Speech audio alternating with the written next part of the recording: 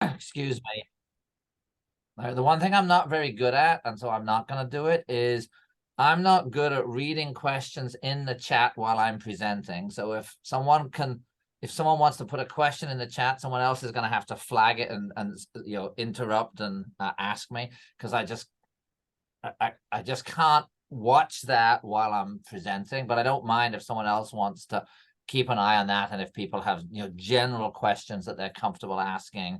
And then the other one is either just raise your hand if you know how to do the raise hand, or since it's only 19 of us, people can speak out. And if it becomes unmanageable, we'll stop doing it in the middle and we'll punt it to the end.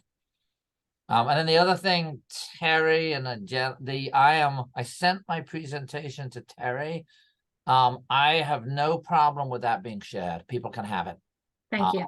So yeah, why would I'm fine for people to have it and use it as they see fit. And then you can either send it out as a PowerPoint so people can play with it, or convert it to a PDF. I don't care. I don't mean that in a bad way. You can send it however you like. All right. If I can, oh good, I'm going to attempt to share the screen. Whoa, that's kind of ugly, isn't it? Yeah, well, that's not going to work. So let's do this and now see if it will allow me to share the screen. Show all the windows. Okay, where's my PowerPoint? Oh, down at the bottom. Oh my goodness. It's embarrassing when you're so focused on looking at the screen that you don't realize you can scroll down and actually get the answer, And Jen has this PowerPoint, so she will probably share it on the Fireside Chat page. And that's fine. Again, as I said, I'm more than happy. Okay. I'm more than happy for people to have it. I don't care about that. All right. I assume, do we now just have the slide up? Did I succeed? Yes. Okay. I'm done. Good night, everybody. We're done. I've finished. That's my contact information. I am not personally taking cases, but you're welcome to call me and I can either talk to you, give you advice on the phone, tell you that you need to call our office, indicate that someone will call you. Sometimes takes me a while to make return calls because I'm drowning, but that's not your problem. The slide tells it all. Social Security stuff is very complicated, and it's okay to be confused. It's okay to get it wrong. Stuff happens. And so, my job today is try to give you I'm not going to teach you rules.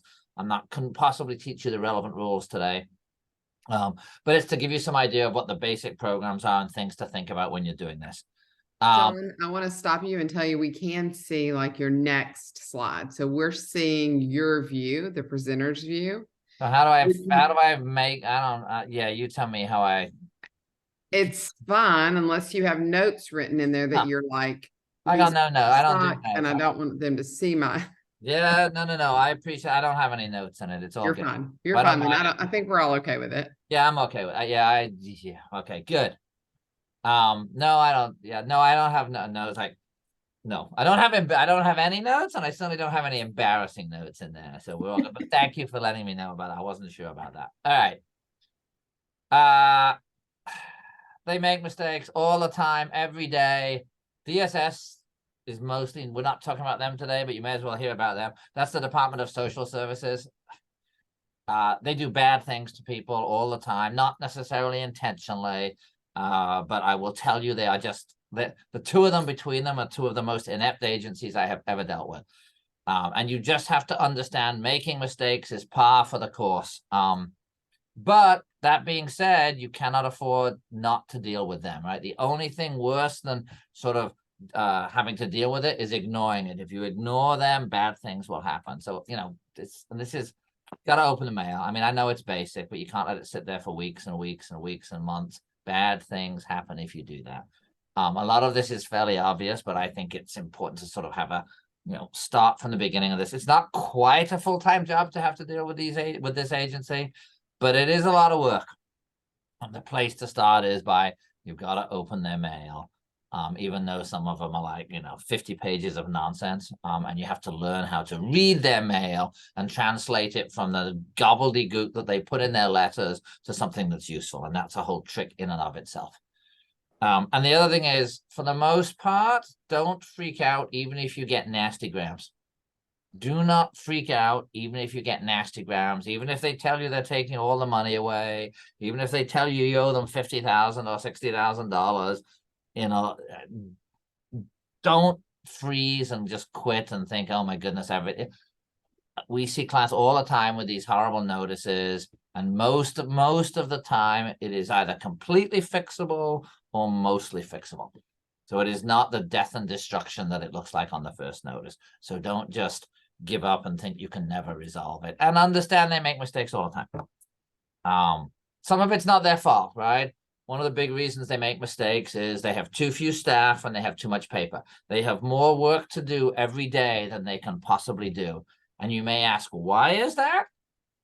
That's because our friends in Congress, Washington, doesn't fund Social Security enough. And I'm not talking about payments. That's a whole, not money to go in checks, but administratively. There simply are not enough staff in the offices to do the work. So every day they get further behind.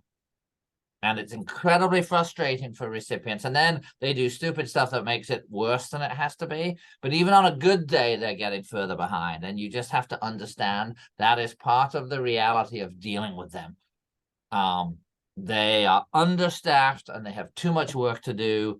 And so things get messed up. And once you, and then another thing is, while occasionally things are personal, the vast majority of stuff that happens, it's not because someone is sitting in a cubicle saying, how can I hurt Miss Hancharik and her family? It's like, no, it's not. It's a lot of it's even automated. It's often because you might be you're unusual and the situation doesn't fit what they normally do.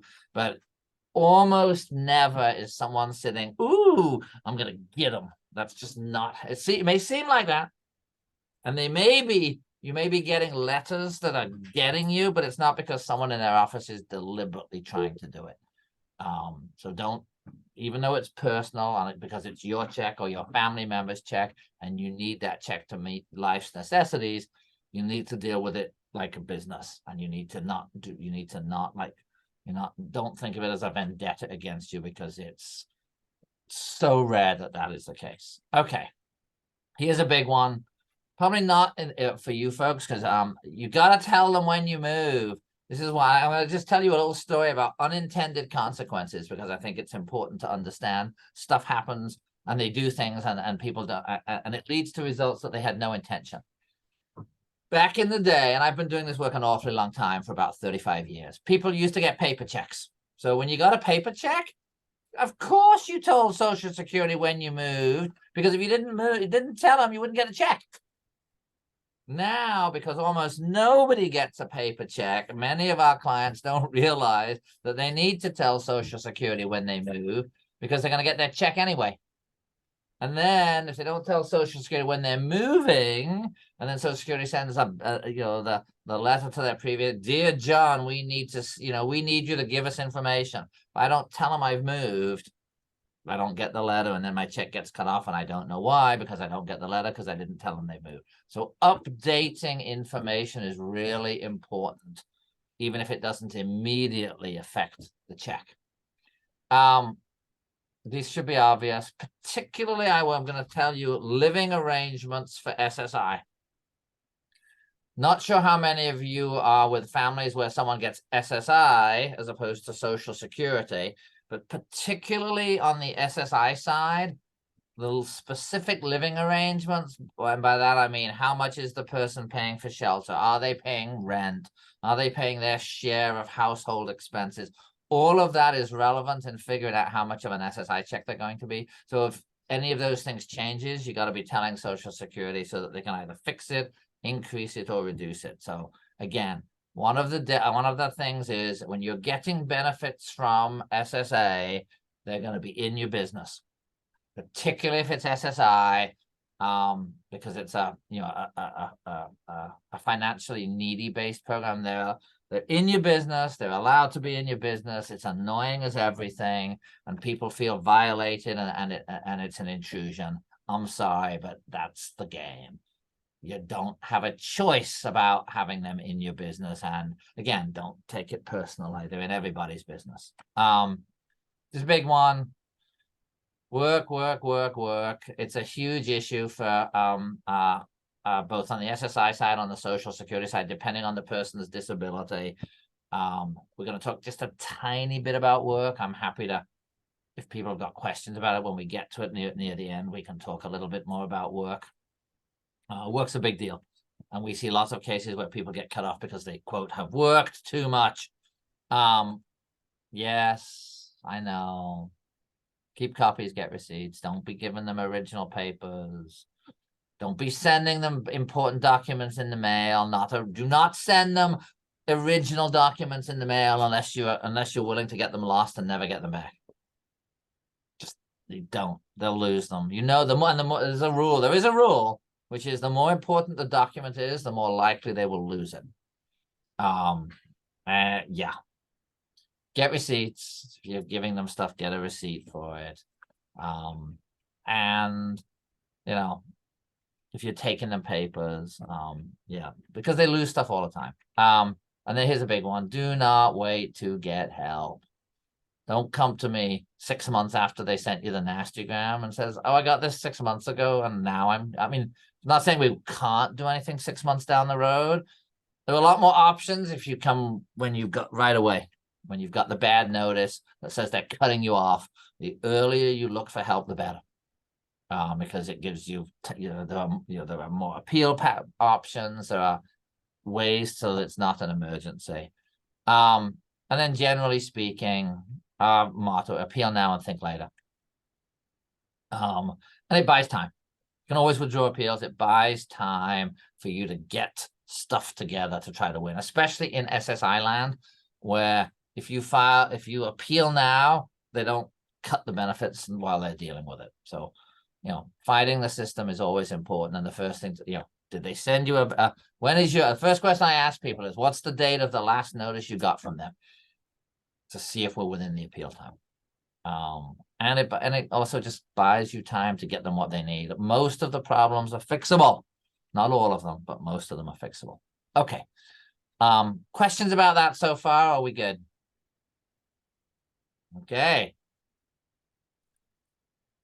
All right, we're going to talk about all of these lovely programs, and it's a lot of alphabet soup, and we're going to do it fairly slowly, so that you have some sense of which is which. And then if people have questions about the specific programs as we're going along, we can talk about them all. And these are the right names. And we're going to talk about each one of these programs a little bit, some more, some less. Because at some point, if you're going to run into all of them, right, in all likelihood. So a couple of things I want to talk about. If you're going to apply, you can go in person, probably the best. You can do some things online. You still can't apply for SSI online. You just can't. You can start it online.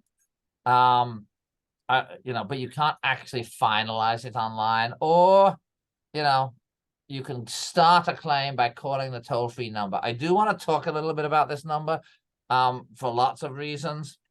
It's fine to start a case because it gets you what's called a protected filing date. But under no circumstances should you use this number for anything important other than requesting, a benefit confirmation, but nothing important, because one, you don't know who you're talking to. You have no idea what part of the country they're in. It's not your local office. And these people are, it's hit and miss if they know anything. And it's going to be really hard to prove who you talked to and what you said.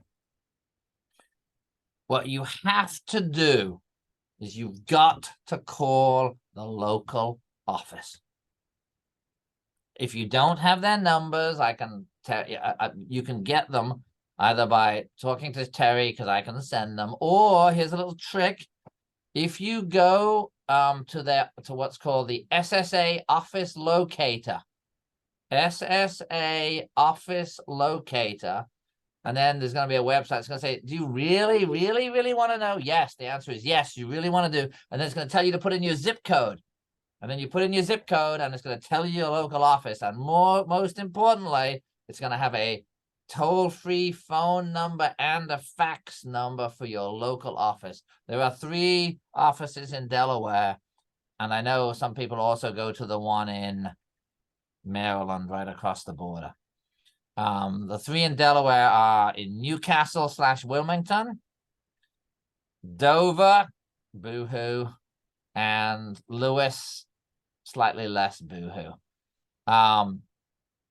Yeah. They're not the Dover. I'm just going to say this because, you know, I'm going to say it anyway. The Dover office is a bit of a challenge. Yeah, they're not the most responsive. They get stuff wrong all the time. It's a real struggle for us to work with them. We're trying to figure out how to do that, but understand a lot of times the people in the Dover office tell you stuff that's just wrong. It's just wrong. So Lewis is a little better than Dover, and then Wilmington, they've been the most responsive.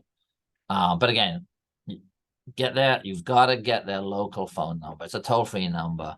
And do not use this 772 number for anything other than either starting a claim or getting a benefit confirmation letter. Okay. Yes, questions from Terry and DL Danoon. Let's do it. Terry, you're up. You kind of went over it. So I live very close to the Maryland one. I could go to the Elkton SSA office, right? And Social Security office. And so it doesn't have to be the you state can go to any office you want. Because it's a federal program, right? So I don't have to stay in Delaware to go. So you can go to any office you want. Your home office is based upon your zip code.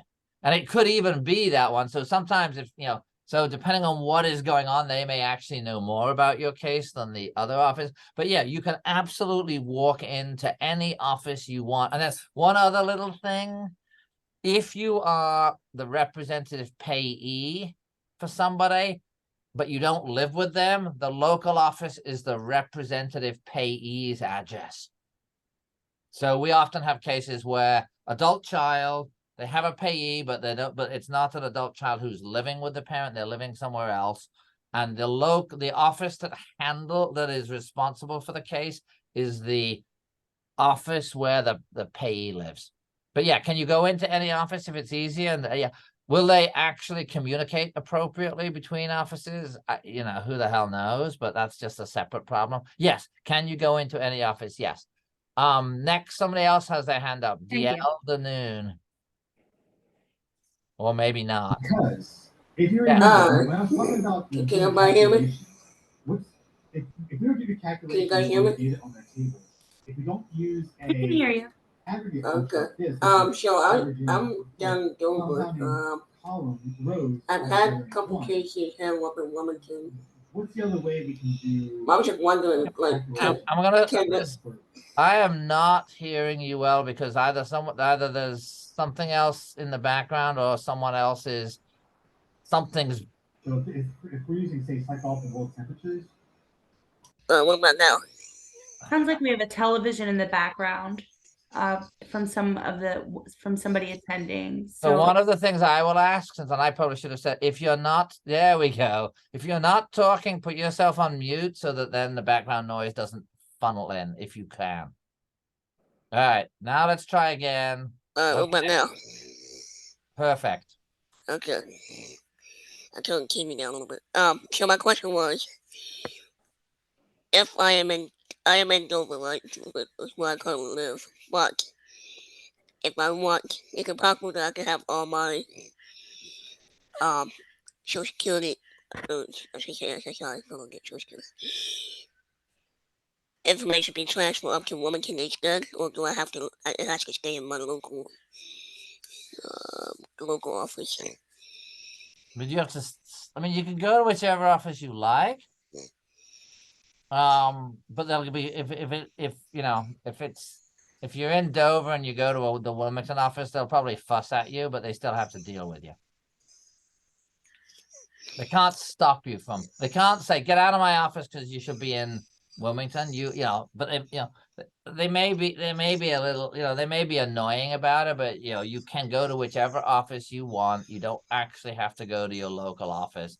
But I would suggest that unless you sort of live equidistant, I don't know that unless there's a compelling reason not to go to your local office, you should, even though Dover's a pain, you should probably go to your local. It probably makes more sense to go to your local office unless it's wildly inconvenient. Or you have a particular beef with them. So can you go to a different office? Yes. Generally, does that make sense? Probably not, but that's, it's entirely up to you which office you go to. All right. Social Security, we're going to talk about their benefits are under 2 titles of the Social Security Act. The number is just whatever number is a title is just a section of the law. And the 2 titles where cash benefits come are Title II, which is Social Security, and Title 16, which is SSI. And so Social Security Act benefits are under Title II, and we're going to talk about the various types of benefits under Title II. The most important thing to remember about those benefits in this is they are not public assistance. They are not financially needs-based. So it doesn't matter how rich or poor you are as to whether you can get them. Whereas for SSI, unless you meet the income and resource limits, you don't get them. Title II is fundamentally an insurance program. You pay premiums, you get coverage. How are you paying premiums? FICA, through your FICA Social Security taxes when you work. On the paycheck when everybody works, with a couple of minor exceptions, if they don't withhold Social Security, but Social Security is withheld from almost everybody's paycheck. That is where you are buying 3 types of insurance: retirement, disability, and survivors and dependents. We're going to talk about all of them. Retirement is obvious. It's when you retire. Disability is if you are disabled. And then another one that's really important that people forget about is survivors or dependents benefits, meaning if you have a worker, I'm a worker, I've paid in. When I retire, die, or become disabled, my dependents can collect on my account. So you're also buying, or if I'm deceased, it's my survivors. So you're also buying insurance for your dependents, and we'll talk about all of those. So those are and anytime you know that, whoops, I meant to go back. You will know if it's about that because at the top of every letter from the agency, it's going to tell you retirement, survivors, and disability insurance at the top of the letter. If you're on SSI, the letter's going to say supplemental security income. So that's an easy way to figure it out if you don't really know. All right. Then there's SSI. SSI is under Title 16. And just to make it complicated, they use Roman numerals. Don't ask me why, they do. But it's XV1 is 16. So it's Title 16 of the Social Security Act. And why am I focusing on the numbers? I will tell you why.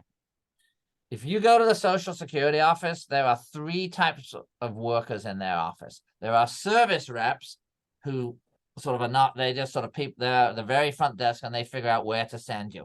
And then they have what are called claims reps, claims representatives. They are divided into SSI reps, which are called Title 16 reps, and Social Security reps who are called Title 2 reps. So you don't have staff there that generally handle both.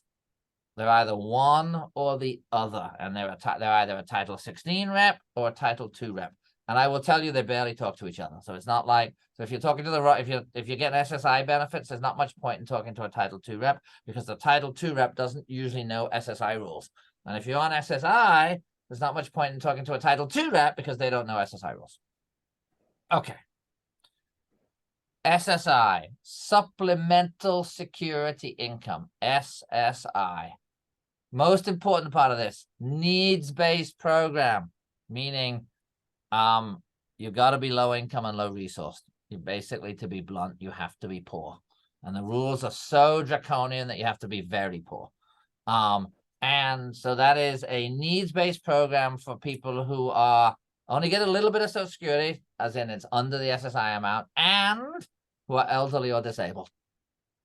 Not enough to be elderly or disabled. If you don't meet the income and asset rules, you're not getting SSI because you're, quote, not poor enough. You're not financially needy enough. So a lot of the work we do in our office, there's no question the person's disabled. That's not the issue. But they've gone over there, they've got too many resources, or, there's some economic reason that they're over income. And I'm going to talk about the biggest one. There's a couple of things going on in Congress to try to change some of the worst rules. And, anytime you want it, it's not going to be a problem for any of the Delaware Congress people. They're all going to support it. But, is it going to go anywhere? Certainly not this week, as the government shuts down. Its chances of legislative success are slim, but, I can't solve that problem. All right. SSI, age is 65. Once you become 65, it doesn't matter whether you're disabled. You can get SSI if you are low income enough. And we're going to talk about disability in a minute. Financial need. Income. What is income? Income is money you have coming in each month. So if you've got too much money coming in each month, you don't get SSI. And then assets and resources. What are those? Savings. And one of the huge problems with the SSI program is the resource limit is $2,000. It's terrible. Hasn't been lifted in close to 40 years.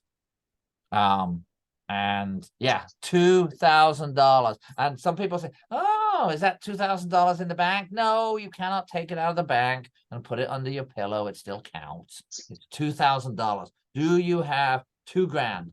And so we tell people to do really un-American things to preserve their SSI, like, spend no savings. You can't, no rainy day money, right? Spend it or put it in a trust. Carol, you're on mute. We have a question in the chat. Okay, thank you. And I'm anyone who sees questions and wants them to be asked, just jump in like you are doing. So Irma says, is the parent's income considered if the disabled adult is not working? An excellent, excellent question. And I'm going to give you the simple answer, then I'll give you the slightly more complicated answer.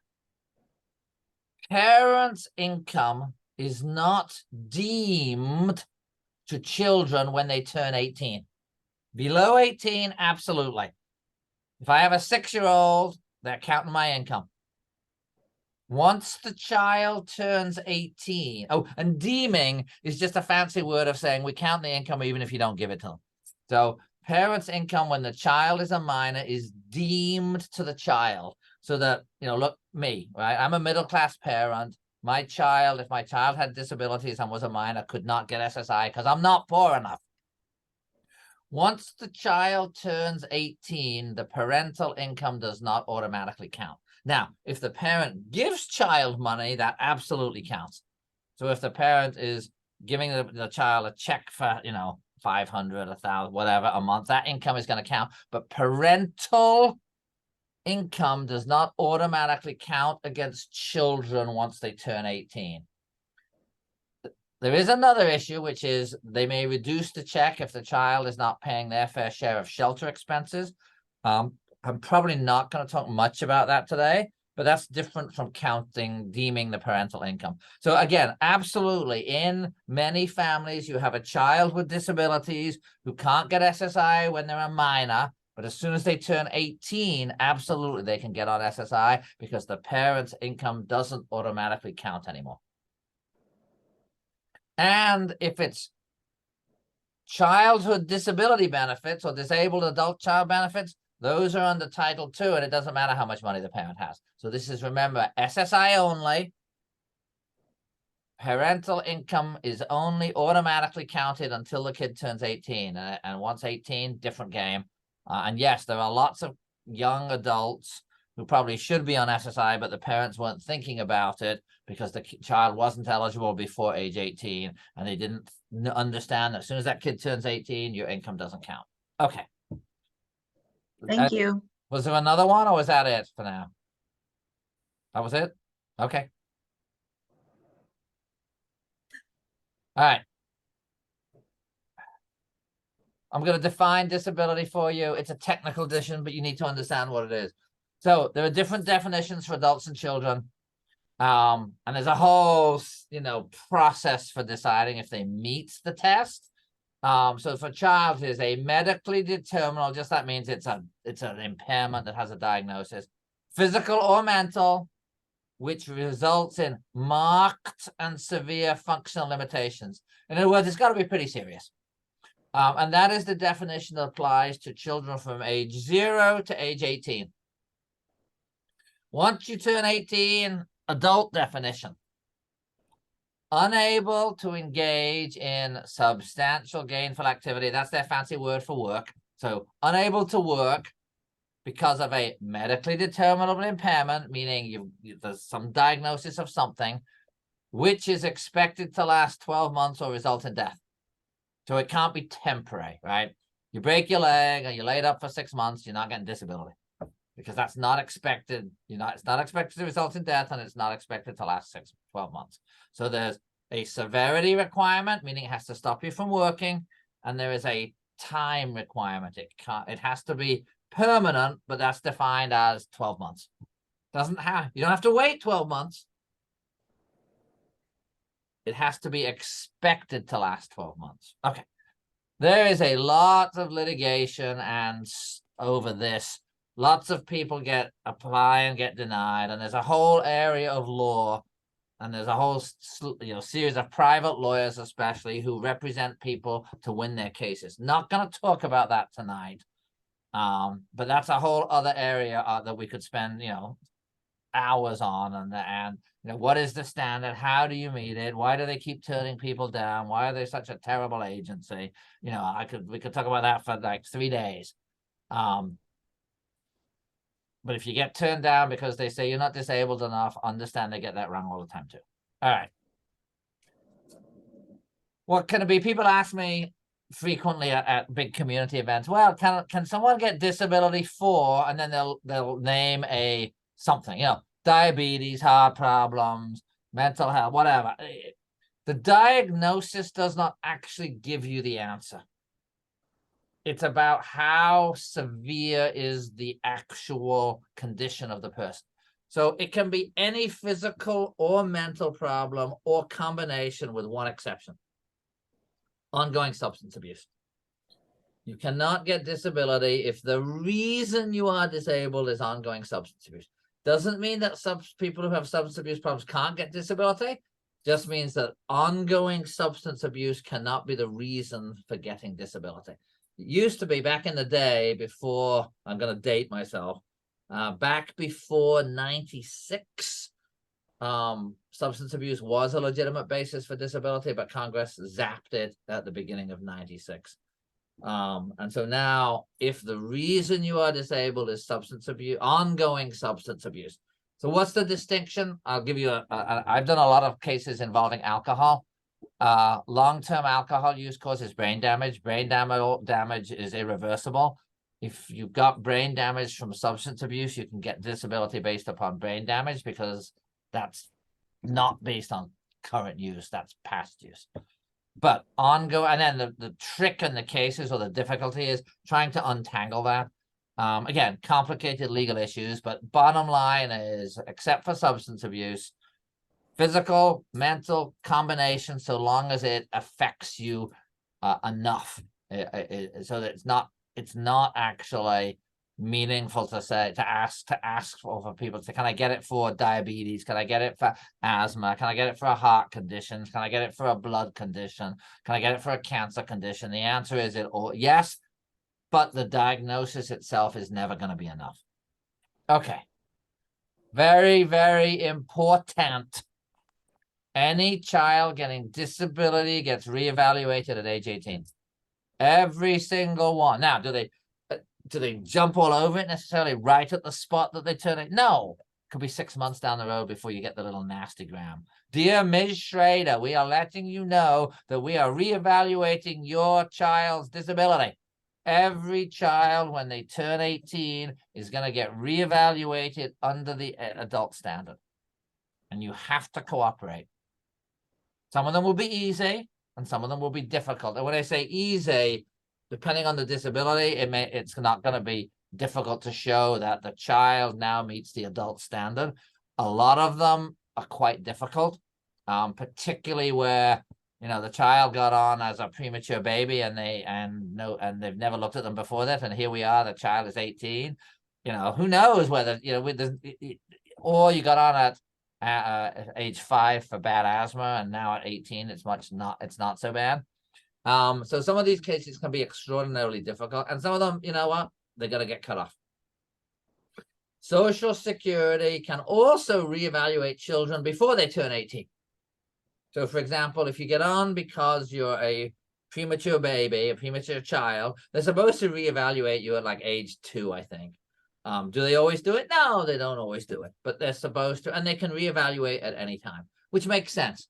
You know, it makes sense that depending on the reason you were approved, it may well be expected that that condition is not static and might improve.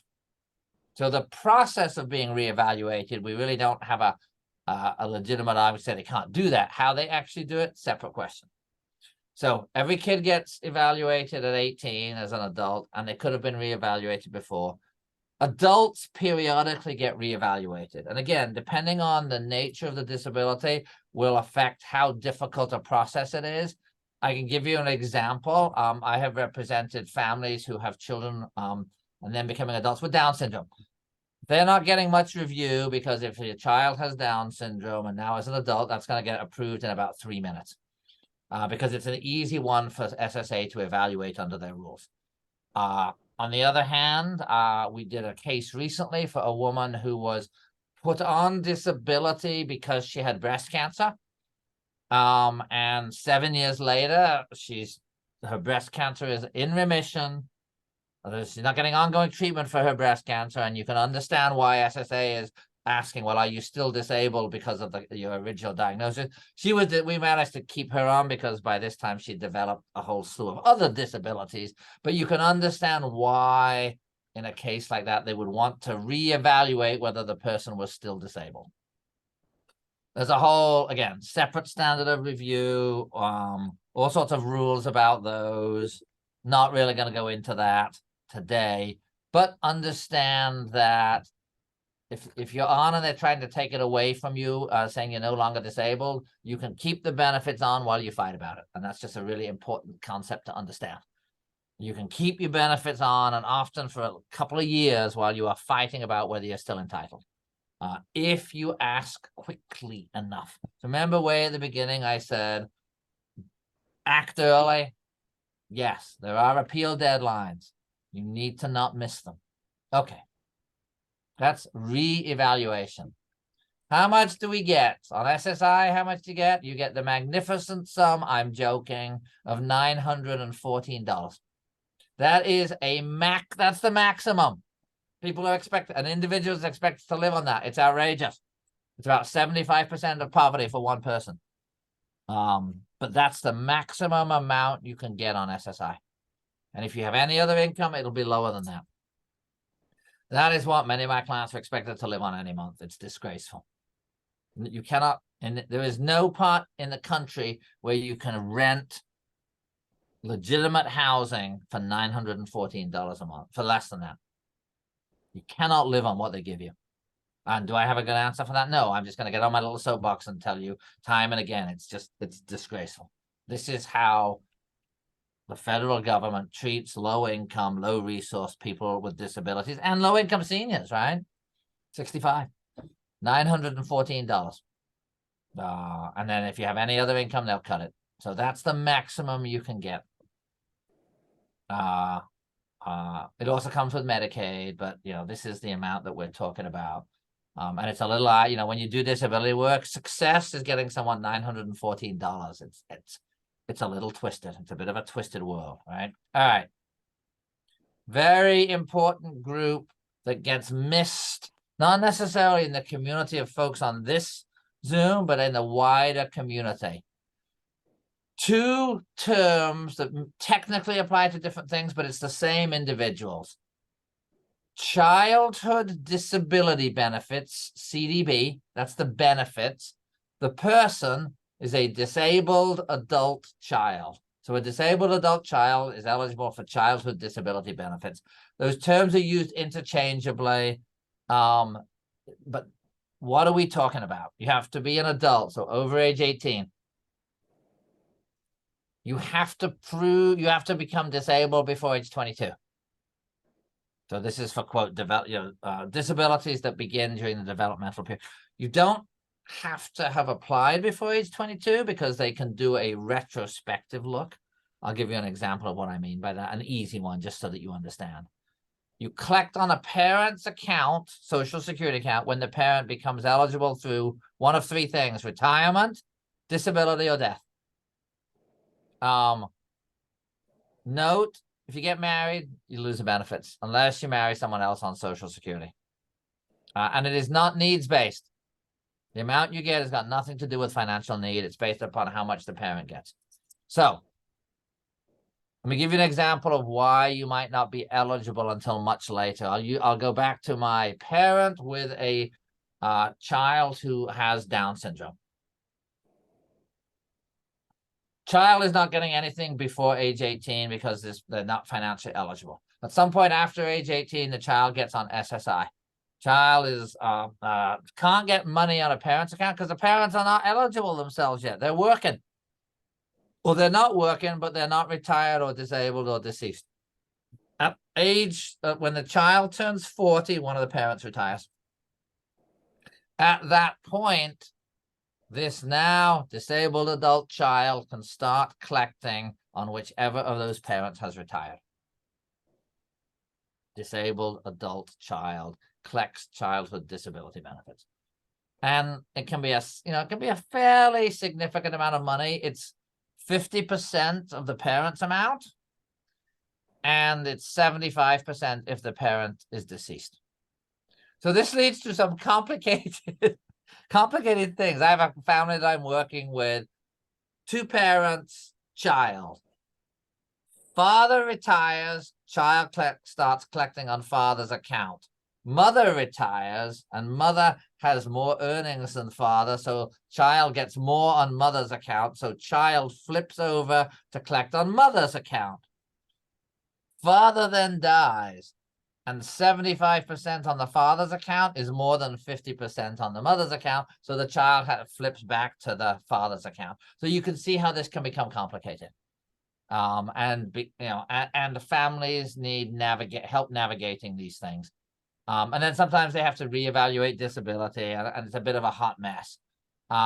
Again, note, not needs-based. You do not have to be low income in order to get this benefit. You do not have to be poor. You do not have to have resources under 2,000. CDB, childhood disability benefits as a disabled adult child. There is, sometimes it used to be, well, I don't want to do that because my child's going to lose Medicaid. No, there is a special provision in the law, and this is really important to understand, especially if DSS messes it up. If you go from SSI to Social Security on a parent's account, for Medicaid purposes, the Social Security money doesn't count as income, even if it would otherwise count and knock you off. Doesn't count. So almost everybody, any disabled adult child these days is getting straight Medicaid. The only exceptions would be, if they're working too much or some other weird things, but their Social Security income should not count. Okay. Questions, or can we move on to the next little group? All right. Minor child can also get benefits up to age 18, or if still in high school, 19. And then those benefits continue indefinitely if you're a disabled adult child.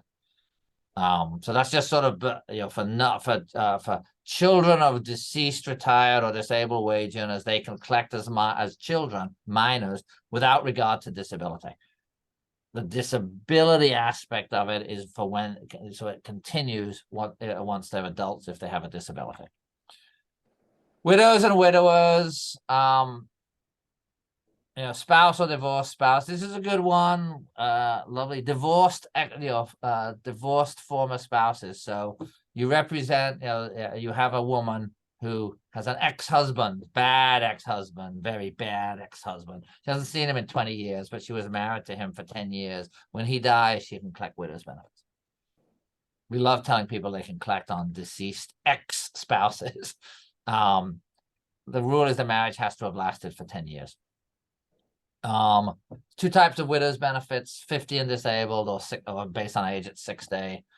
You can't marry someone just to get their benefits. There's a duration of marriage requirement. Of course there is, right?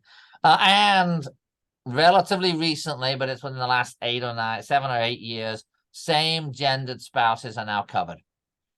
As you know, because same gendered marriage is now recognized throughout the country. Traditionally, obviously, this was just male and female, and Social Security would deny same gendered couples, but that's changed. There are a few lingering issues about what if, the only reason I didn't marry this person was because I wasn't allowed to. So there are some of them, and they're now deceased. So there are a few of those cases that are floating around. But now it is just straight up spouses. Let's see, mothers and fathers. So married couple, there's also there's benefits to the surviving parent who looks after either a minor child or under 16 or a disabled adult child, or they can continue getting them if the child is disabled after age 16 as well. So again, not particularly common, just another program that benefits. Here's one that gets missed all the time, got nothing to do with disability, and particularly if we have some older parents on the call who are getting closer to retirement age. You can if one spouse has worked and the other hasn't, worked outside the home, I should say, like my parents, right? My dad, traditional family, my father worked, my mother stayed home and raised a family. When my dad started collecting retirement, my mother could collect as his spouse. Doesn't matter that she's never worked. She can collect spousal benefits. And so, and it was 50%. So my dad was, say, getting 1,000. My mother was getting 500 because she was getting spousal benefits on her husband's work account. So even though she'd never worked, she was able to collect Social Security on my dad's account. I will say a little side note, just because I think it's funny. My dad moved back to England in the 90s. He's still alive. He's 93 years old. Every month he gets his Social Security check, and I smile a little bit about it. So every month my father is getting a $800, $900 Social Security check because he lived and worked here for 15 years. And every month it drops into his bank account, and it's like, yes, he's certainly got his money worth by living to 93. So we're all very happy about that. Okay. We can do a whole separate one on this later for people if we want. Not going to do it today. Retirement is complicated. This is the short version of retirement. The very short version, I will say. The way to think about retirement is this. If you retire early, they punish you. If you retire at full retirement age, you get your regular amount. And if you wait until 70, they give you an 8% per bonus between full retirement and age 70. Here's the thing that's important. 65 is irrelevant for retirement. It's relevant for Medicare, separate question, but for the money, 65 is just a number between 62 and, for most people now, 67. 65 has no meaning about the money. It's just got nothing. It's just another, it's a little bit different from 64 because you get more money if you wait till you get 65, and it's a little bit different from 66 because you get less money at 65 than at 66. But 65 has no specific meaning for cash, for retirement benefits. It's just a number between 62 and 67 or 70. There is nobody who should wait till after 70. So even if you decide to delay your retirement to age 70, there is never a financial benefit not to collect it at age 70. Some people, for some reason, don't, but there's no reason. There is no reason at all that at age 70 you shouldn't be collecting your check. But they're not going to give it to you if you don't apply. So you got to go in and apply. where you choose to take that between 62 and 70 is sort of dependent upon your finances. My clients, they have to take it when they're eligible because they can't afford not to. If you got no money, doesn't matter if they punish you for retiring early, you don't have a choice, right? You gotta take it. If you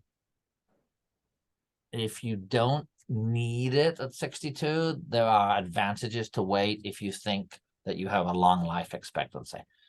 It really is all about, there's a break-even point about where it flips from where you get more if you take it early or more if you wait. Break-even point 79 or 80. Again, that's retirement. I do want to, that's okay, fine. You get punished if you retire early. You get rewarded if you delay. Very important, though. Because why am I saying this? Because I got so many cases where people messed it up. And not their fault, but they messed it up. If you retire early before your full retirement age, there are pretty strict limits on how much you can work and still collect your retirement. And if you go over them, you get the nasty gram and they take your money away and they punish you and they want their money back. So if you're going to take early retirement, you need to make sure you talk to somebody, me, or anybody else about what are the work rules for taking early retirement, right? Because if you take it early and then you work too much, they're going to cut your check. You're going to have an overpayment. Life's going to be miserable and you're going to be upset. And I will tell you, there's a certain group of people who haven't violated those rules, but Social Security thinks they have, and they freak out. I'm going to give you a classic example. State government employee takes early retirement in, say, June of 23 at age 63. At the beginning of 24 or late in 23, after they have started drawing their checks, they get the payout of their sick leave and vacation leave and all the stuff they accumulated as a state employee, but it gets paid out later even though they've retired. But it comes like an employment check. And what do we think Social Security thinks? Social Security thinks you're still working. And so you will, and they don't talk to you in advance, and they send you this big nasty letter that says, "Dear," and I'm going to pick on Ms. Schrader because I can see her right in front of me. "Dear Ms. Schrader, you earned $39,000 in 2023, and you're only allowed to earn 19, and we're going to punish you by cutting your check and charging you with an overpayment." And the person that gets that notice is thinking, "I have no idea what you're talking about." Those are often fixable, but they do scare people. Because even though you got the money after you took early retirement, that's actually not a problem. It's because you haven't worked after you took early retirement. So that's just an area where, particularly if you've a particular state employees and teachers, they've accumulated a lot of stuff that they can get paid out, but it takes months and months to get that payout. And Social Security is not very smart about it. Those are almost always fixable. And then there are people who work too much, and we just have to deal with it. And there are rules, and there are rules about how much you can work, and the closer you get to full retirement, about working more. But people get tripped up over them because they don't understand them, and whatever. I'm just saying it's an area that's a lot of problems. Okay, this is really important, and also lots of problems because life's full of problems, right? If you have a disability and are getting Social Security because you, quote, are disabled, there are complicated rules about how much you can work before they take your disability away. The rules are extremely difficult and confusing. It's about amount of money and how long. And then there's also ways to not count some of the money if you have to spend money to work because of your impairment. So not necessarily all of your earnings count, but it is a hot, complicated mess for people who work despite having a disability. And I cannot tell you how many people get caught on the wrong side of this. Primarily for two reasons. One, they work and don't tell Social Security. Yeah, that's a problem. Or two, They work and they do tell Social Security, and Social Security just doesn't do what they're supposed to do. And that happens. There are both groups of people, and I work with both of them. And if you want to sort of spend some time getting cozy with those rules, not that I would recommend that unless you suffer from insomnia, because it is better than sleep medication. You should read this publication called the Red Book. It is not designed for lawyers. It's designed for real people, but I think it's pretty sophisticated. So I think it's quite difficult to understand. But it is the first place to look. If you're on Social Security and you're thinking about work, the Red Book is a good place to start to figure out how long, how much am I going to get into, not trouble, but financial, are there going to be repercussions? And then the other one is, you call me, right? Since I do this work. So yeah, work is a hot mess. We get a lot of these cases with people who have gone back to work, and for one reason or another, they haven't been cut off in the right time, or Social Security hasn't properly counted the work, or Social Security hasn't properly given them deductions. And we probably have, I don't know, 15 or 20 of these cases in our office at any one time.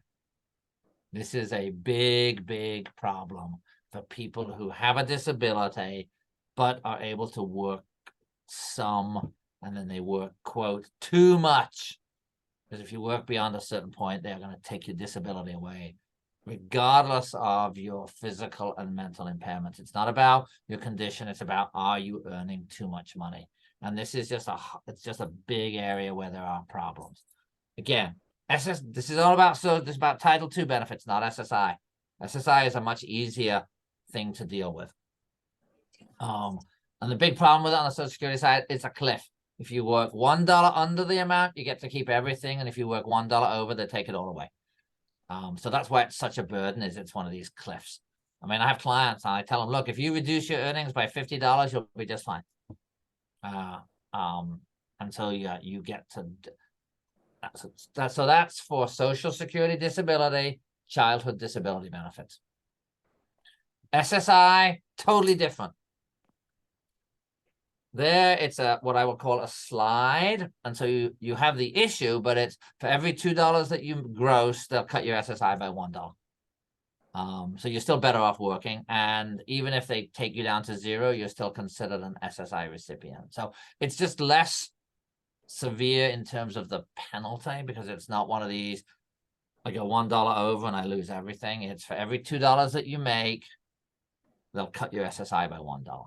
So that's a much easier process for people to navigate than the Social Security process. We do a lot of work in this area of trying to help. I mean, we just had a client recently that he had a $73,000 overpayment because of his work. And we got Social Security to forgive it. We went to a hearing in front of a judge, and we'll talk a little bit about that in a minute. We went to a Social Security hearing in front of a judge, and it got waived, meaning it went away, and that was a $73,000 overpayment because they hadn't taken his benefits away when they should have done. But we were able to sort of deal with it. You know, what do you do if you get turned down? Appeal, appeal, appeal, appeal. Always appeal. You can always withdraw the appeal. So do something nasty, appeal. 10 days on it, if just appeal. And then if it's Friday afternoon and it's the last day to file your appeal. You can always withdraw it. But if you miss the deadline, it's more complicated. If in doubt, if you're even thinking about, file the appeal. Don't be, I don't know. And then you come see someone 2 weeks later and the appeal deadline's gone. It's like, then it's way more problematic to try to deal with it. File the appeal, get it in, buy yourself time to think about it. Ms. Lavelle. Hi, John. Yeah, I was getting ready to cut in for you, Ruth. That's okay. This is Jen Tozer. Hello, Ms. Lavelle. I know you. Hi, John. How are you? Good evening. I'm just fine. How are you? I'm Go well. ahead, Ruth, ask your question. So I have a question for my son receives SSI and I report the wages every month, but I also report impairment related work expenses. It's transportation. And SSI approved it in 1 month, but there's only 1 month where they figured it into their calculation. This has been going on since September of last year. So I just keep filing appeals, but it's like they don't listen to me, or they I don't can't agree. remember. Do IRWIs count on the SSI side as well, or is it just about whether it's SGA? I think no, I've been told that you can file them for SSI too. And there was, and I just kind of like file it. I send documentation to support it. But when I was talking to a benefits counselor about it, they said, submit this form. It's like a formal request for them to recognize the IRWI. And I did that, and that didn't move anything. So, but there was 1 month, I think it was March of this year, where they actually calculated the IRWI in it. And I'm like, oh my God, hallelujah. They're actually doing it right now. And then it stopped. They only did it 1 month. So I'm like, well, to me, that's wrong. That's wrong. I'm just gonna say, and I'm sorry if anyone offends you. That's just crap, right? That's just total crap. Yeah. So I'm kind of like, like, they're like beating me down. I'm like, you know what? I'm not giving up. I'm just gonna keep filing these appeals. I've got like probably 12 appeals in now. Every time they send me, and then they're like, well, we're gonna adjust it a little bit. It's insane. It is absolutely insane. It is such an incentive not to work, having to deal with these people. For sure. And I don't have a good answer for why they're being terrible about that, but you should call me offline, because Social Security does have, shockingly, they have some people that are called AWICS coordinators, which is Area Work Incentive Coordinators. Okay. Who are supposed to be the experts on work stuff, right? Mm-hmm. Although I don't know that I necessarily trust them to know what generally, but I think if this is happening time and time again, have you been able to actually speak to any like live? Well, one, do you deal with the Wilmington office? Yes. Yes. Have you actually spoken to a live person there? 2 people initially. Real people, or just whoever picked up the phone? No, well, one was a real person who called. Well, one person called on a Saturday. I was out in the yard working, and my husband said, "Let me go get her." And they said, "No, just have her call back." Yeah, well, that's stupid. That was impossible. Yeah, like, that's incredibly stupid. I couldn't get that person again. So, and then it was another person who called and said, "Hey," and I had been submitting. They were making estimates, and despite me reporting wages, and I'm like, "Why are you estimating?" I'm submitting these written documentation, and they're like, "Oh, you're mailing it?" And I'm like, "Well, yeah, because I can't do the impairment related work expenses on the app, so I'm mailing it." And they're like, "Oh, we never open the mail. You need to fax it."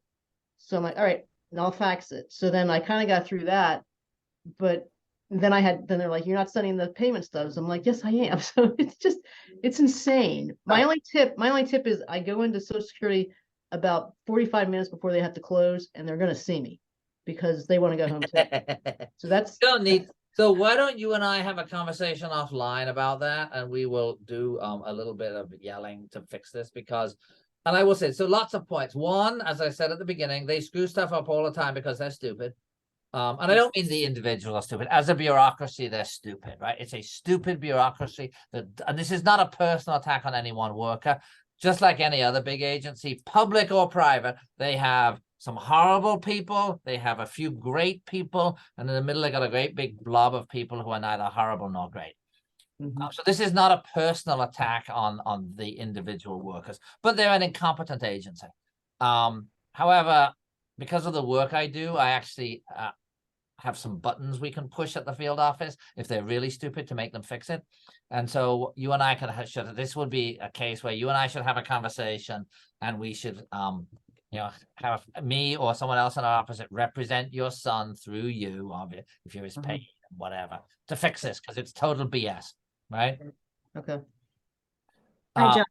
And yeah, it's this is an example of how not deliberately, and I don't mean any individual, but how you get worn down by the bureaucracy, right? Is here you are, a sophisticated parent, and even you have not been able to navigate this nonsense yet.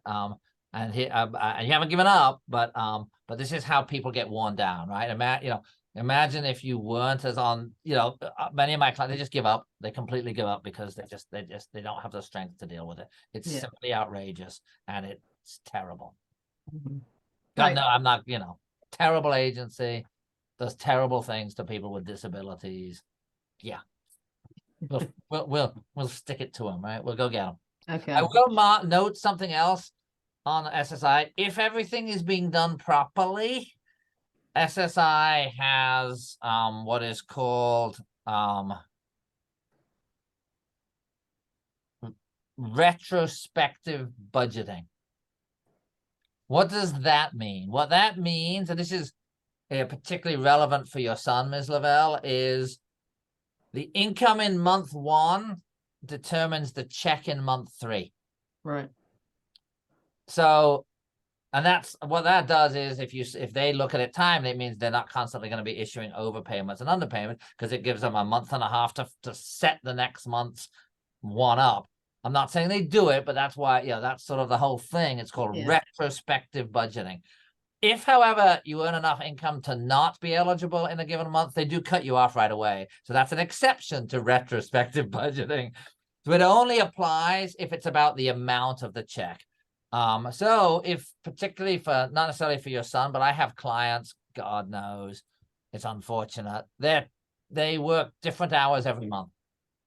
So every month they get a notice slightly lowering or slightly increasing their SSI based upon their gross earnings from 2 months before that. There's nothing I can do about that. That's how it works.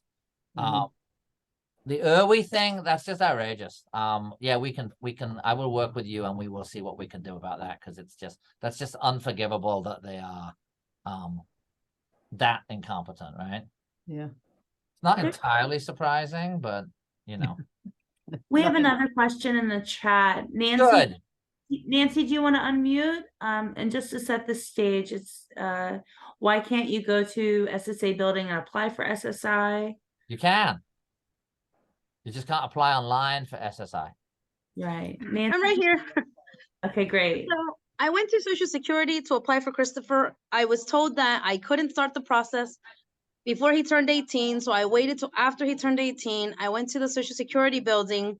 They told me that that he was now in the system, but I had to call a 1-800 number. I called the 1-800 number. I was on the phone for an hour. And then that person on the phone told me that I had to wait 4 to 6 days for them to call me so that we could make an appointment. So that sounds all about right in the nonsense.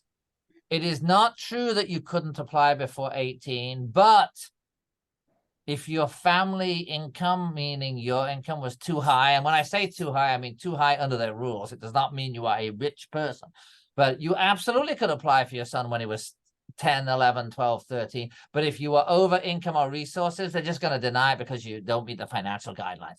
Once he turns 18, your money doesn't count. So yes,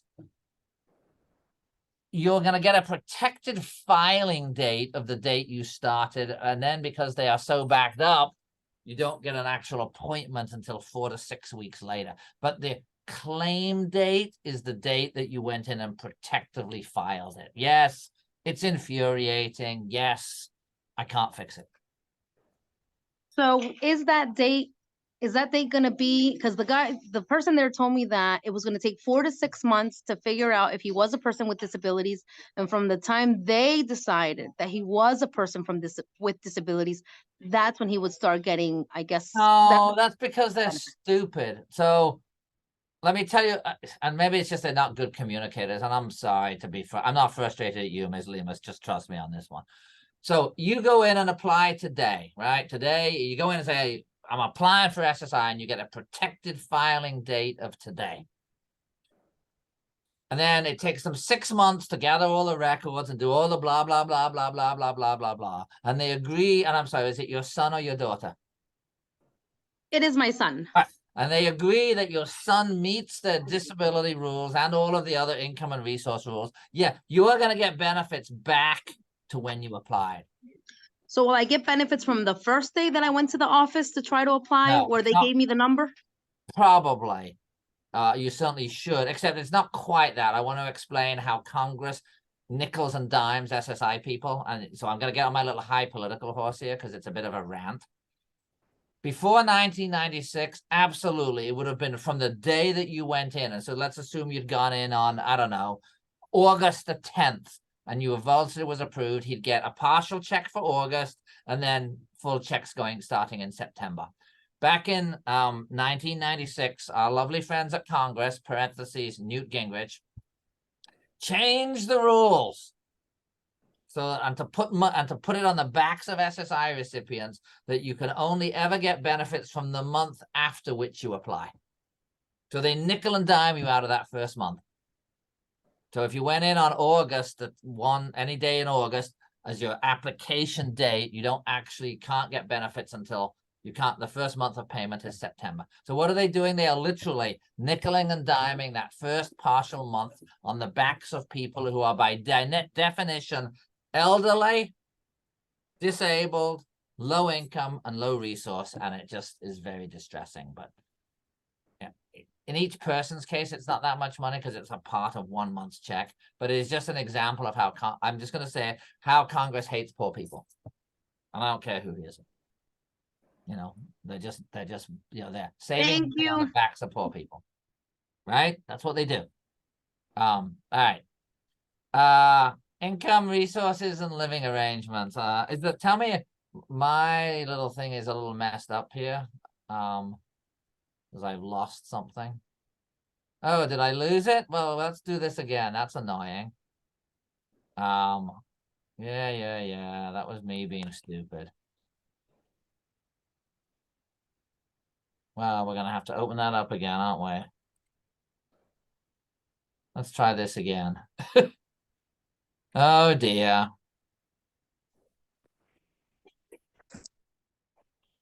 All right. Now let's see if we can do this. Sorry about that, folks. Let's see if it's going to let me share it now. Where is it? See, I should never have touched my computer. That was a mistake. Lesson for John, do not touch your computer while you are doing anything. Where is my little chat? Where is it? Where's it gone? Ugh, hold on. Let's just try something one more time. Sorry about that. Share screen. Okay, let's see. No. Yes, oh my gosh.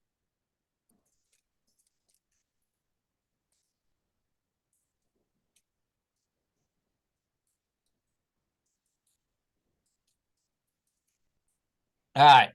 Is it back up? I know it's back at the beginning, but is it back up? Yes. You're good. Are we back? Sorry about that. This is known as John is not very good with his Zoom nonsense when he pushes the wrong buttons. All right. What doesn't count for SSI? A house that you own and live in. One car. I know, one car. Money, very important for those of you who, for family members, and you want to do some planning, money in an Enable account or special needs trust. I am not an expert on those, and if you've got, there are lawyers who do them. They are great tools for planning, right? And again, I will say, if you are a parent, and you have a child with disabilities, and I'm sure many of you on this call have already done this, but if you haven't, you got to talk to an estate lawyer who practices in this area so that provision is made for your child with disabilities so that whatever is left for them doesn't mess up their public benefits. And there are lawyers that specialize in helping you do that, and you want to go do that before you have to do it. You want to do it before it's too late.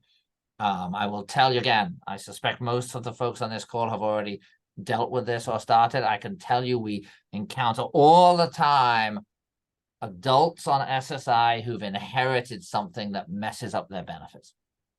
You don't want that to happen. So you go to one of these planning lawyers, elder lawyers, or people who, they specialize in this, and they help you plan so that funds can be left to support the adult child with disabilities that will not mess up their benefits any more than necessary. I cannot tell you how important that is. And then we talked a little bit earlier, $2,000. It's like, oh my God, that's why you have to put money somewhere else, because because you're not allowed to have but a pittance. And if you, and there's one, and the asset limit is a cliff. If you go over by a few dollars, they cut you off. Yeah, terrible, terrible. Okay. What is income? Income is money that you get. Living arrangement matter for SSI. I'm not going to spend a lot of time on this for a couple of reasons. One of which is these rules are in the process of getting changed, in the sense that Social Security is making them less worse. So that probably not for another 6 or 8 months or 10 months, but there are various proposals that they have made formally. They've done a notice of proposed rulemaking to make the free and subsidized food and shelter that you're not paying from a friend or relative less of a problem. But living arrangements matter for SSI. All right, one last topic I think that we want to talk about in the 7 to 10 minutes that we have, and I'm happy to stay as long as anybody wants. What is an overpayment?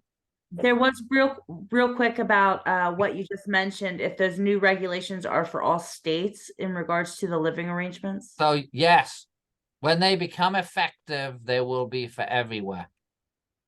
SSI, with a few exceptions, everything about SSI is across the country. But yes, there's going to be some new rules that make the living arrangement less of a problem than it is today. If there are people on this call who do things like write comments to the federal government about rule changes, and you want to email me offline about where the new rule is and what sort of comments should you be offering, you should do that offline with me. We will be I will almost certainly be submitting comments. It is a positive development. I will tell you, much as we fight with Social Security, in the last 6 months, they have made a number of positive developments to make things, I'm not going to say better, less worse for people on SSI. And this is one of them. The rules are going to become somewhat less complicated on living arrangements. Okay. What's an overpayment? An overpayment is anytime Social Security sends money to the person and then they say, oh, we shouldn't have sent you that money, and then we want it back. Get help. Even if it's very large, there's often stuff you can do about it. Again, not always, but it's way more things to do than many people think. And many of them are just wrong. They mess it up all the time. Here's an irony, which is just an irony. If you're on SSI, it's less of a problem than if you get Title II. What do I mean by that? If you're on SSI, the most they can ever take from you is 10% of a full check. So even if you owe them, $1 million, if you're on SSI, what do they get? Maximum $91 a month. So I'm not saying it's not important, but it's not death and destruction. If you're on Social Security and you owe them money, if you don't deal with it, they'll take your whole damn check. So that's why. So Social Security overpayments are more of a problem to deal with in terms of the financial effect on people than SSI overpayments. Because what do? If you don't deal with it, they're going to take your whole check. I have clients, the guy that got his $73,000 overpayment waived, he got a check that basically said, your next Social Security check will be in the year 2027 because we're going to take it all away from you until you've paid us back. Now, we fixed it. We helped them. We dealt with it. We stopped them taking the money. But you've got to do more work in those because there's no maximum on how much they can take. What can you do? You can appeal it. That's about, oh no, I wasn't wrong. You're wrong. I wasn't overpaid. No. Forget that for a minute. That's actually probably the least important thing. The most important thing is requesting a waiver. What is a waiver? I'm not going to spend a lot of time on it tonight. A waiver, though, is if you meet 2 rules. 1, it wasn't your fault. And 2, it would be a financial hardship to pay it back. It can be forgiven. There are lots of people that can get waivers, or there are also lots of people who can get what's called a $10 a month repayment agreement. And I'll tell you, if you owe them a lot of money and I can get you a $10 a month repayment agreement, I'm going to declare that a victory and move on.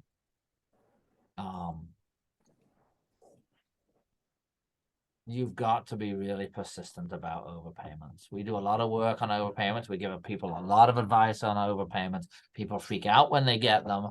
They often call us because they get a letter from Social Security that says, next month your check will be 0. And understandably, if that's what you're living on, it's very threatening and catastrophic to your life. Oh, there's a typo in my last slide. Oh well. There's a lot that can be done on overpayments. And one thing, for just as an aside, which I don't have here, there is a nuclear option with overpayments for some people. It's called bankruptcy. They can be discharged in bankruptcy. That's very unusual that you would want to do that, but it is a nuclear option for some people. It is 7:57. Look at that. I've timed it perfectly, more or less. Here are 3 officers. There's a typo. It's not the Georgetown Profession Park. That's me. It's the Georgetown Professional Park. But those are the phone numbers for people to call for intakes, to get representation from us. Questions? If not, I'm happy to answer questions or chat with people of things they want to talk about, but I realize it's 8 o'clock and I don't want to go. I've decided I would be good about sticking to my time. And just for everyone that's here, John's going to be back next month as well. And he's going to do the same thing, but with Medicaid and Medicare. So Medicare and Medicaid, both. Strike that, reverse it. Yes, correct. If some of you, and I'll just say this, if you're on next month and there are some lingering questions that you have from today's, bless you, from today's session, bring them. You know, I don't think there's a problem unless Terry tells me. I don't think there's a problem with taking 5 or 10 minutes at the beginning or the end to answer questions about Social Security and SSI that people might have had that they didn't want to ask tonight. I don't have a problem doing that. I would never stop you from talking. Yeah, no, but people are going to ask questions if they have them too. But we can do that as well, right? If the people have lingering questions from Social Security and SSI stuff, or stuff that pops up between now and next month, I'm happy to take 10 minutes to talk about that out of next month's session. And I'm always happy to. I mean, I don't want you'd be sick of me if I came every month, but I'm happy to do that. I love doing this. This is for me. It's work, but it's a lot of fun. I love coming to do these, especially when people have questions. You. Well, maybe we can coordinate, just kind of start maybe 15 minutes early next month to allow some time for that. I think somebody raised Ms. Sheba or Shiba, so I don't know how to pronounce her name. Yeah, Hope, go ahead and unmute. Yeah. I just had a quick question. I'm the older sister of Haley, who's disabled, and she collects Social Security disability because our mom is also disabled. Yep. And so she's collected for quite a while now, and she's 26, but her check has always gone to my parents' account. We've never set hers aside. How imperative is that? So, because I've heard different things, like she needs to have her own account and she needs to be paying like rent towards us and things like that. So whether she pays you rent or not will not affect her Social Security check. Okay. Unlike SSI, where we talked about how your living arrangements affect your SSI, living arrangements do not affect her Social Security check. The check comes, somebody else in her family is her representative payee. So the check is going to come, and I think you said your sister's name was Holly. Haley, yep. So it's going to be somebody for your sister. That person is responsible for making sure that all of her money is spent on her behalf. Technically, do you have to have a separate bank account? Probably not. But if you ever have to prove how you did it, it probably would be more, it would make more sense to just to isolate her money into a separate account that is, you know, somebody for her, and it goes into the bank account, and then that money then is used. Because if it goes into a joint bank account and there's everybody's money, it's sort of hard to show that you used her money for her. So my advice, and I mean, I'm not an accountant, but it seems to me the safer thing to do would be to set up a separate bank account that is just for her Social Security money. And then there'll be no question about what's being done with it. So Right. I don't know that it's absolutely required, but it's probably the more conservative and protective thing to do. Okay. And And then then in addition to that, she does like some freelance work from time to time, but nothing consistent where she makes the same exact money monthly or anything like that. So when she does do that work, and she has an ABLE account, and from my understanding, her ABLE account is for her money and her trust is for other people's money for her. So that would be the best route for those random times that she does make some money for it to go into her ABLE account. Sure, it doesn't stop it from counting as income, but it stops it from being counted as a resource. Okay. And then I will say, depending on how much it is, and I know the fact that it varies each month is irrelevant, right? But depending on how much she's making, it probably should be reported to SSA. Okay. So again, I'm not going to ask you on this call how much she's making because I don't want to know. But remember how at least on this call, I don't want to know. Remember at the beginning, in the middle of it, I said, look, if you quote work too much, it's going to have potential effects for your Social Security. Right. The monthly amount is a little under 1,500. So again, don't say anything, but I think you want to make sure that if the amount that she is earning approaches that, you want to be very careful about how you sort that out. And you are required to report her earnings to SSA. Okay. I think someone else has a hand. Ms. Lemus is back. Yay! So my question for you is, I was told, I went to the bank to try to get my son a bank account, and I was told that I could not open a bank account for him until I had a letter from SSI saying that I was his payee. That's what Wells Fargo said to me. I have also been told by other people that I need to have a lease for Christopher, a rental lease for him. So that I have to be very careful. Christopher's your son and he lives with you, right? Yes.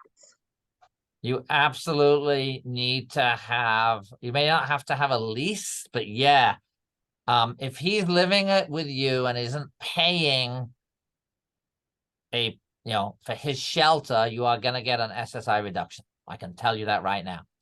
Whether you decide to do it as a lease or some other mechanism is complicated. It depends on how many people are living in the family, how you want to do it. Because I'm going to tell you, if it's a lease, that's rental income to you that you have to report on your taxes. As opposed to, I'm going to make up a story. Let's assume it was you, a spouse, 2 minor children, and Christopher. So there's 5 of you. In order for it not to be a problem for SSI, he has to contribute 1/5 to the shelter expenses. It doesn't have to be in the form of rent, but how precisely that plays out is very much fact dependent upon how many people are living in the house, what your shelter expenses are, how you want to go about setting that up. But yes, if you don't set something up, he's going to get a reduction. The reduction is going to be approximately $300. So if they give you the full reduction, instead of getting $914, he'll get $600. For some families, they don't care. In the sense that it's not really about the SSI check, it's about the Medicaid. Other families, yeah, that $300 makes a real difference. So I think you have to sort out one, how important is the actual check and the amount of it. And then, yeah, you could do a rental agreement. Right, there's also the issue about Wells Fargo won't set up the bank until they know that you're the payee. That's Wells Fargo. But I don't think it matters, right? That doesn't matter. That's just a timing issue. You'll be able to sort that out once. Yeah. Once you get the letter that says. And then the other thing is, I'm just going to tell you this. Depending on how long it takes for him to get approved, and if he gets denied, and if you have to go to a hearing, and I'm not saying that will happen, but if it takes a year or two, when they give you the back money, they're not going to give it to you all at once. You're going to get it in installments. So that's just something else to Does that back money affect them because they can't go over that 2,000? That is the smartest question of the day on SSI. Back money, you have 9 months to spend it. Okay. So it doesn't count right away. They're not that mean. I mean, they are mean, but you have 9 months. When you get back money, you got 9 months before it counts. Okay.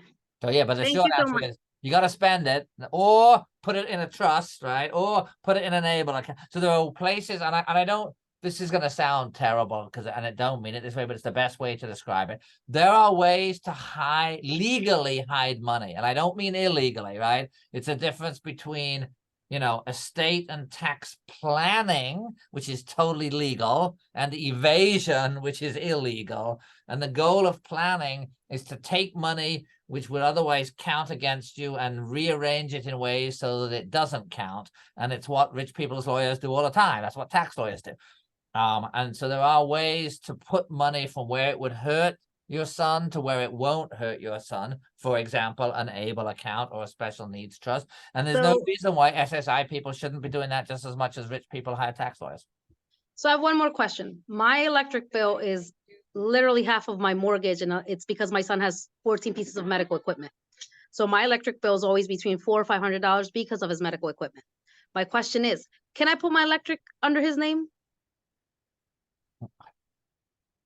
He's the biggest chunk of my power. How will that help you though? I don't know, because it goes into showing that he has a bill to pay.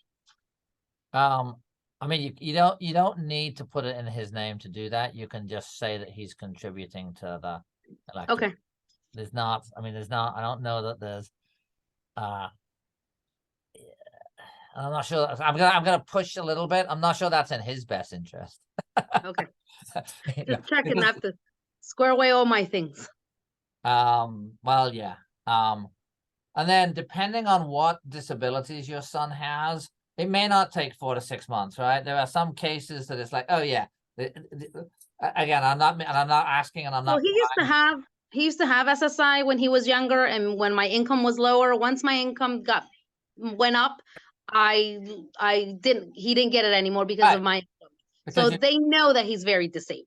But like you said, it's all a matter of the system and how it works. Yeah, but if he's, and it sounds like it, particularly if he's very technology dependent, his is not going to be a case that takes him 6 months.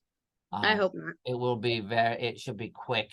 And then it's income that will help you and your family. You know, that's absolutely. You know, a few $100. I assume he relatively recently just turned 18. Thank you so much. He did. So we're navigating it. There you go. All right.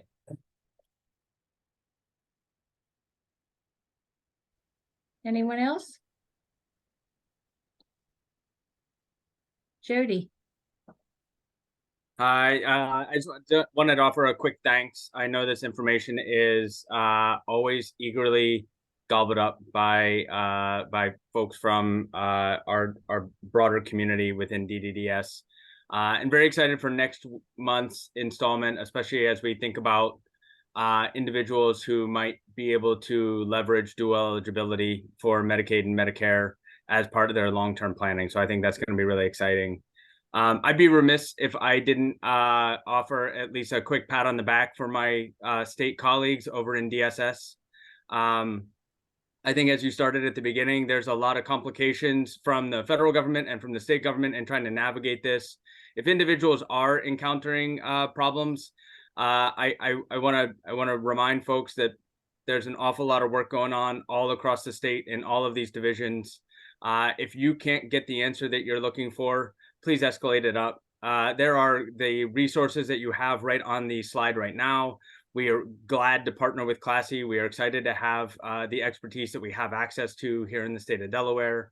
But if there is something that just doesn't seem like it's working, it doesn't seem like something is clicking, escalate that. It might be that someone doesn't know the information that you've all been presented over the last hour and a half. They might not know how some of that has worked, but there is somebody inside of DSS who does. And I think as John started at the very beginning, nobody is doing this out of malice. It is a incredibly bureaucratic system that we have set up and cobbled together over many decades. But we are all committed to making sure that you get access to the resources that you need so that you can live a life both for yourself and for the individual you're supporting in a way that has meaning, and you're not just running from office to office park trying to figure out how to get signed up for the right thing. So please, I appreciate this information, but if you are encountering something with the state mechanism side of it, feel free, like you've got to reach out. At the very least, if you don't know how to navigate it over at the DSS side, you have Jen and I are both here. So please feel free to reach out to DDDS, and we'll get you connected with the resources you need. So thank you for that. Thank you, Jody. And that extends to families, even if you're not eligible for our services. We help people get connected all the time. So. And then I will just reiterate, if you can't get what you need from DSS, do call us. We do a lot of DSS work. And yeah, it's not always easy. They're not the easiest system to navigate.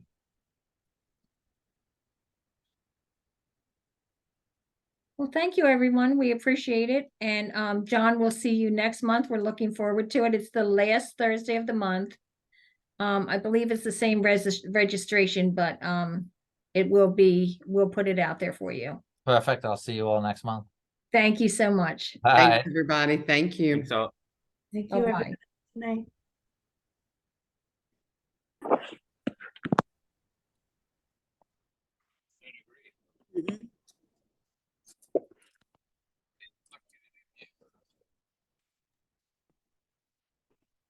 Hi, Dad. Hi, Susan.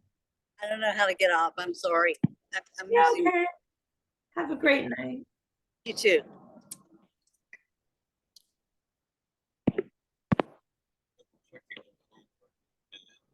Double clicking.